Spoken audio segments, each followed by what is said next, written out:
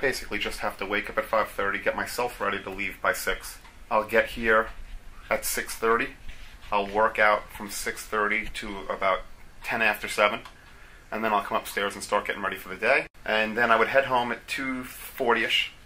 After I pick up Nick, I wait for Matt and Em to walk home. Thank God they're walking home now at this point. And then depending on what season it is, you'll have possibly karate, or twirling, or gymnastics, or baseball.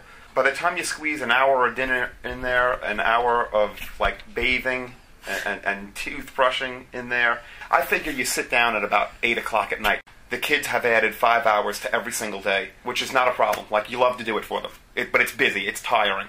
I'm beat up. I feel old all of a sudden. So Monday through Friday is nasty. It just is. There's no time to do anything.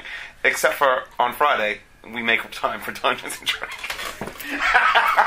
I create the world, and I guide them through the world, and their job is to have fun while playing in it.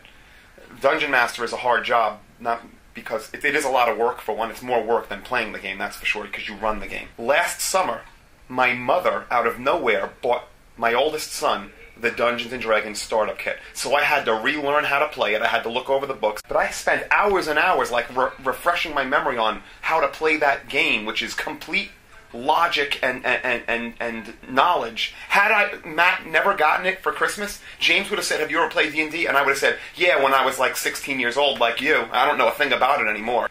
The fact that I was able to do it over the summer was weird, that he asked the same year that I did. Acceleration equals change in velocity over time, yes? Yeah. Let me read the question carefully, ready? A car traveling at a constant speed of 50 meters per second drives around a circular track of radius 250. What's my change in Wumba? In my very first college-level physics class, I dropped it before the 2 weeks was up, so that I didn't incur a penalty for doing it, and I did not like one bit that it beat me. So I rethought about what physics was. I looked it over a little bit outside of class, and then I went back after it again, and I did well on it the second time. I can get along with the students. What's even better is I can get along with them, and they know that it's still teacher-student relationship. Like, we're not like friends that we're going to... I mean, I play Dungeons & Dragons with the kids, but even then, they know that that's a school activity. I'm the teacher here, and we keep that respect going, but it's mutual. They respect that I'm the teacher, and I respect them as individuals. Like, if they say things that, so long as they're not entirely inappropriate for school, they can say things, and I'm not going to judge them for it. At the end of the day, some people are going to be good at it, some people are not going to be good at it, some people are going to have to work way too hard to get a grade that they feel that they don't deserve.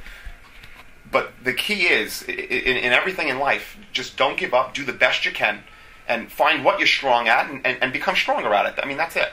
If physics isn't your forte, you're in it, though. You are in it. You're not getting around it. There's no way you're going to sidestep it. Deal with it now in a mature way. Learn how to get through it without it defeating you mentally, and then you'll be stronger for it. You will.